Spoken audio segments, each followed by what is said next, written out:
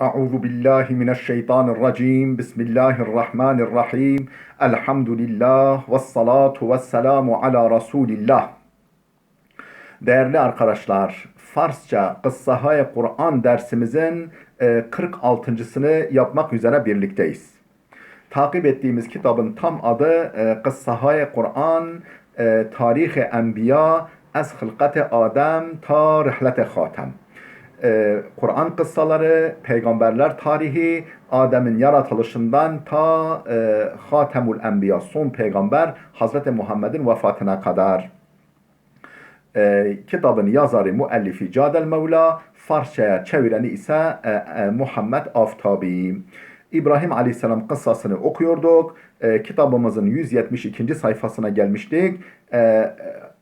Eşi Hacer'i ve oğlu İsmail'i, henüz bebek yaştaki İsmail'i Mekke'nin kuş uçmaz, kervan geçmez, ot bile bitmez vadisine bırakması ve suyunun, gıdasının bitmesi sonucunda Hazreti Hacer'in telaşı ve Zemzem'in bulunuşu. Konumuz bu. Çeşme-i Canbahş, yani sayfanın 172. sayfanın ortasında bir başlık var. Hayat bahşedici, hayat verici çeşme. Hacer dest ve dua burt. Hacer duaya başladı. Dedi ki Hudaya Rabbim rahm kun, merhamet eyle. İn tıfl an kadar guluyeş hoşkide ki diger nemi tavanet giriye kunet. İn tıfl, bu tıfl, bu bebek an kadar guluyeş hoşkide ki boğazı o kadar kurumuş ki susuzluktan diğer artık nemi tavanet giriye kunet, artık ağlayamıyor bile. Ve az şiddeti gurusnegi ve teşnegi, şiddetli açlık ve susuzluktan tavani berayş nemanده است. Takati kalmamış. Hudaya rahm kun, ya Rabbi merhamet eyle. Hacer دیگر تحمل ندارد و نمیتواند فرزندش را در این حال ببیند. Artık Hacer artık tahammül nedaret, tahammülü yoktu, tahammülü kalmamıştı ve nemitavanat, gücü yetmiyordu ferzendeş ra, çocuğunu der in hal, o halde bebinet, görmeye tahammülü yoktu, takati yetmiyordu artık. İsmail az şiddete ataş pahayeş ra ber zemin mizend. İsmail şiddetli susuzluktan ayaklarını ber zemin mizend, yere vuruyordu ve nale mizenet ve nale mikunet, ayaklarını yere vuruyordu ve inliyordu. Nagihan der hemin lahza az zir seng çeşme ab zelal cari mişud. Nagihan, ansızın, der hemin lahza, o anda ansızın az zire seng, taşın altından çeşme ab zelali tatlı bir su çeşmesi cari mişod, akmaya başladı. Be irade-i Hudavend seng soft, Allah'ın iradesiyle taş yarıldı, nerm migerdet, yumuşadı ve az zire pay İsmail ve İsmail'in ayağının altından abi az derune an mi cuşad. Onun içinden, o kayanın, taşın içinden bir su, İsmail'in ayağının altından bir su coştu, kaynadı. Hacer ba didene ab xursend şod. Hacer bu suyu görmekle mutlu ve memnun oldu. Vakti did rahmet-i Hudavend ber anan cari şude, Allah'ın rahmetinin onlar için böyle harekete geçtiğini görünce, vakti did rahmet-i Hudavend ber anan cari şude, Allah'ın rahmeti onlar için böyle aktığını, harekete geçtiğini görünce ve Hudavend be anha inayet kerde است ve Allah onlara inayet etmiş olduğunu görünce با تنی خسته و کفته و در حالی که عرق از پیشانیش جاری بود کنار نشست. به آنها عنایت کرده است با تنی خسته. efendim yorgun bir bedenle ve kufte böyle yorgun, ezilmiş bir bedenle ve der hali ki arak az pişaniyش cari بود ve yüzünden alnından terler akar vaziyette kenari nişist, kenarda oturdu. Yorgun, ezilmiş, efendim bezgin ve böyle yüzü ter kaplamış vaziyette akar vaziyette ter kenara oturdu. روی بدن کودکش روی بدن کودکش افتاد و با دستش آب میریخت و لبهای اسماعیل را تر میکرد. روی بدن کودش افتاد efendim çocuğunun bebeğinin bedeni üzerine efendim eğildi ve با دستش eliyle آب میریخت su döktü ve lebhay İsmail ra termi کرد ve İsmail'in dudaklarını ıslatıyordu. Yani efendim bebeğinin üzerine, vücudun üzerine eğildi ve با دستش elleriyle ab miriht su döktü. Yani üzerine ve lebha İsmail'in dudaklarını termi kert ve ıslattı. با can giriften İsmail'in yeniden canlanışıyla yani kendi vücuduna can gelmesiyle Hacer hoşhal şud. Hacer mutlu oldu, memnun oldu. Yani artık İsmail gidecekti elden, susuzluktan, açlıktan. Böyle yeniden kendine gelince efendim mutlu oldu Hacer. İsmail der hali ki eşk az çeşmhayeş miriht. Efendim İsmail gözlerinden yaşlar akar vaziyette ve mader nezdik şud ve Hacer ura beğel kerd. Efendim annesine böyle yaklaştı İsmail ve Hacer ura beğel kerd. Hacer onu kucakladı ve dest nuvaziş ber serş keşid. Başını okşamak üzere elini uzattı. Ta inki İsmail habid. Efendim böyle elini uzattı, başını okşadı. Efendim İsmail uyudu. İsmail uyuyunca kadar başını okşadı. Hacer eşkhay İsmail ra pak kert. Hacer İsmail'in gözyaşlarını temizledi ve ora nevaziş dad ve onu okşadı. Vakti mutmain şud ki İsmail salim است, خوشحال و ümidvar şud. İsmail'in artık selamette olduğuna kanaat getirince, mutmain olunca خوشحال و ümidvar şud, mutlu ve memnun oldu. Yani mutlu ve ümidvar oldu. Yani ümidi canlandı. Hacer خودش هم مقداری از آن آب نوشید. Hacer kendisi de o sudan bir miktar içti ve cani taze gireft.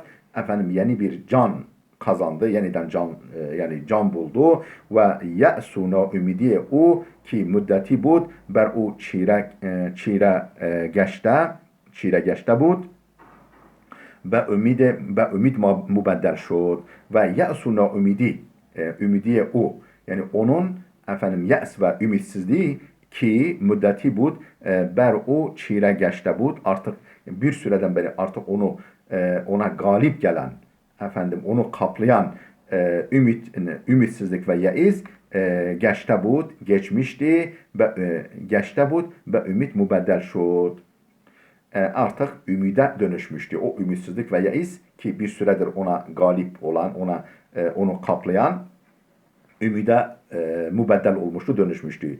Çeşmeyi ki az zire paya İsmail coşid, İsmail'in ayağının altından coşan çeşme zemzem nam gireft ki zemzem adını aldı ki eknun haciyan dure an cem mişevend. Bugün günümüzde hacılar etrafında toplanıyorlar. Ta cür'ayı az abe an binuşan ta ki bir yudum suyundan içsinler diye hacıların etrafında toplandığı çeşme işte bu çeşme.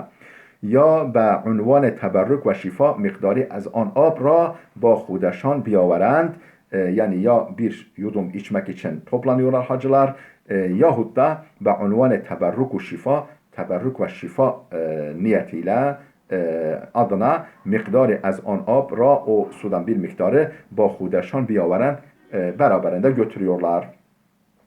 Vakti ab az çeşme cuşید su çeşmeden coşunca perendegani ki der etraf budand efendim etraf civarda olan kuşlar gerde an cem şuden o suyun etrafında toplandılar.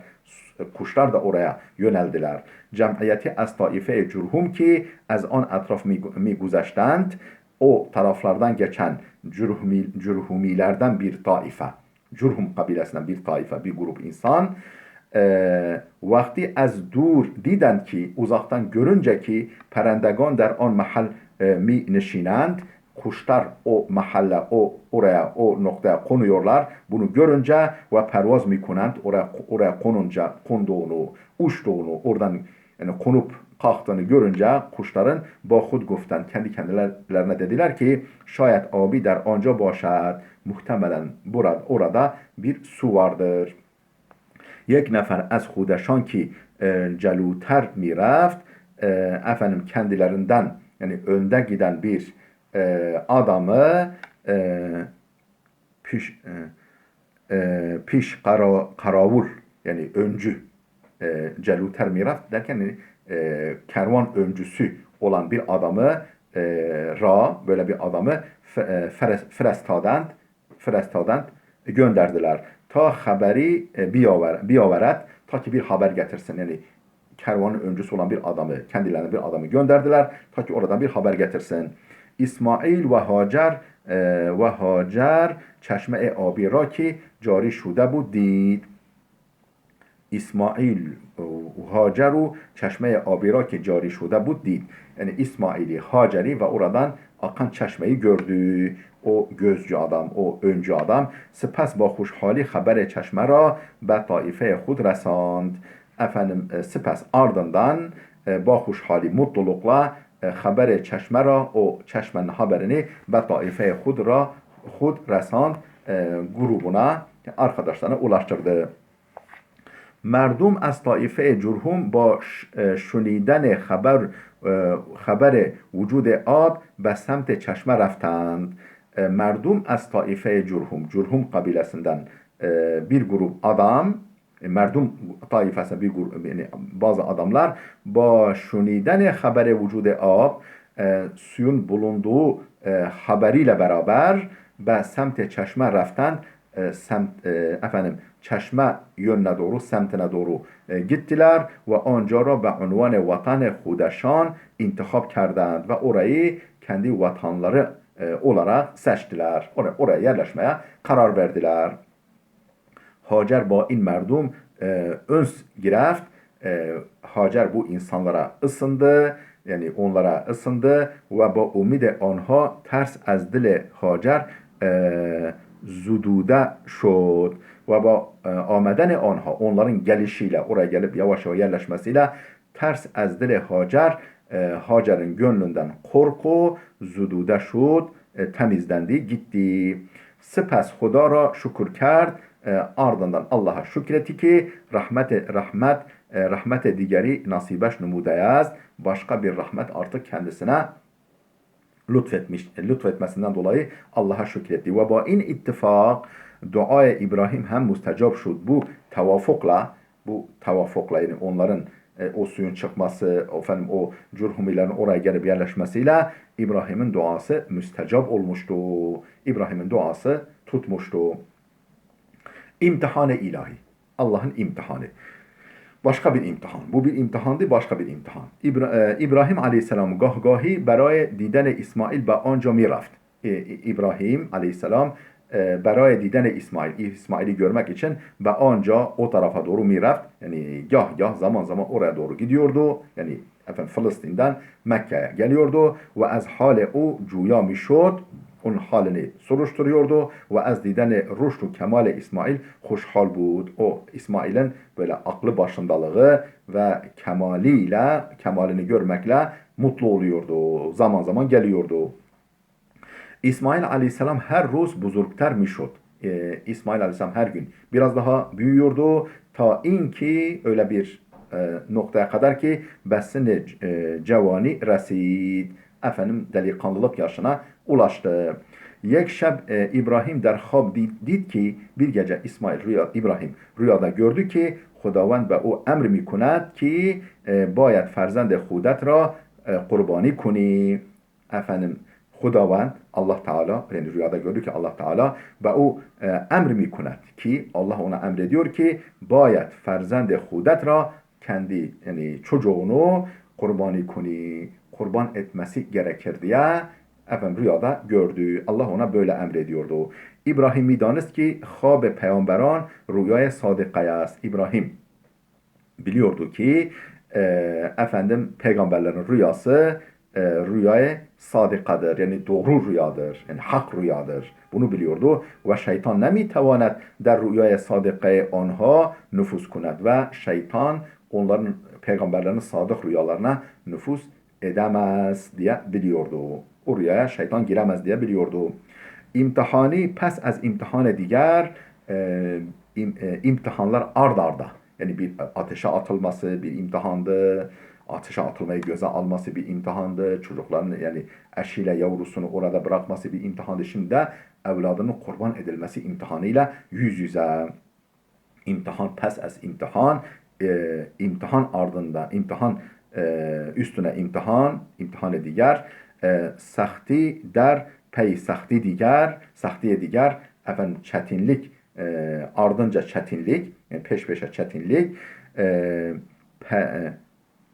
پیرمرد ناتوانی ki یک عمر سختی کشیده efendim پیرمرد ناتوانی efendim artık natavani artık güçsüz düşmüş bir yaşlı kişiyi İbrahim'i yek umre sahti keşide yani zorlu bir ömür geçirmiş olan böyle bir yaşlı kişiyi ve ba havadise ruzigar ve muşkulat an dest ve pençe nerm kerde artık zamanın hadiseleri ve problemleriyle artık eli de iyice gevşemişti. Yani efendim iyice takattan düşmüştü ve pençe nerm ve der tamam ömür arzuya ferzendaşte ve öyle bir yaşlı ihtiyar ki bütün ömrü bir erkek çocuğa sahip olma arzusunda ve pes az müddetha ve uzun yıllar sonra ferzendi nasibe şudeyaz ona bir erkek evlat nasip olmuştu.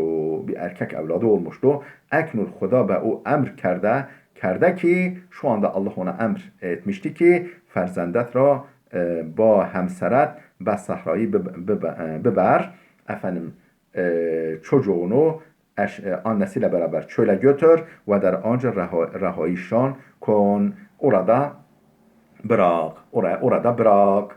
Yani bu işte İbrahim ve Hacer'in, işte İsmail ve Hacer'in oraya bırakılması. İbrahim az in imtihan Xudavendi piruz ve serbülent birun amet. İbrahim Aleyhisselam bu işte Hacer ve İsmail'in oraya bırakılması imtihanından piruz, başarılı ve serbülent ve başı dik birun amet çıkmıştı. Bu imtihanda öyle çıkmıştı. Başı dik ve başarılı çıkmıştı ve pare ciger خیش را با همسرش در بیابان رها کرد ve ciğerparesi olan evladını eşiyle beraber o çölde bırakmıştı. Ba'd az اینکه خداوند آنها را نجات داد Allah onlara kurtuluş verince yani o susuzluktan açlıktan bile onları kurtarıp o noktaya gelince ve İsmail besine cevani resid ve İsmail artık gençlik, delikanlılık yaşına ulaşınca imtihan-ı sahttar daha çetin bir imtihan bayet bidehet artık vermesi gerekiyordu. Daha zorlu bir imtihanı vermesi gerekiyordu. Eknun şimdi bayet ferzende dilbendeş ra kendi ciğerparesi olan evladını kurban etmesi gerekiyordu. این آزمایش بزرگی است. Bu çetin bir deneyindi, bu çetin bir imtihandı ve Xudavand merdan buzurg ra ba azmayişهای سخت به kemal میرساند. Efendim ve Xudavand ve Allah Teala bu çetin bir imtihandı ve Allah Teala merdan buzurg ra büyük insanları, büyük adamları ba azmayişهای سخت çetin imtihanlarla به kemal میرساند efendim kemale erdiriyordu. İbrahim Aleyhisselam destur خداوند را پذیرفت. Allah'ın emrini kabul etti. İbrahim Aleyhisselam ve برای دیدار و سپس قربانی فرزندش azım şud ve efendim oğlunu görmek ve kurban etmek için yola koyuldu. Yani yine Mekke'ye gidecek oğlunu kurban etmeye. Pes estay mesiri tolani İsmail ra peyda kert. Efendim pes estay mesiri tolani uzun bir yolu kat ettikten sonra İsmail ra peyda kert. İsmail'i gördü, buldu ve ba'd az inki ura der ağuş keşid efendim onu kucakladıktan sonra destur-i Hudavend ra berayeş goft. Allah'ın emrini ona iletti. Peyami ki guhha ra mutelaşi ve kalbha ra der hem mi şikast. Bu öyle sözlerdi ki o İsmail'e ilettiği bu Allah'ın emri öyle yani ilettiği sözlerdi ki bunlar kuhara mutelaşi kulağı yani patlatan ve kalbhara derhem mi şikast ve gönülleri parçalayan bir haberdi bu. Daha doğrusu özür dilerim. Dağları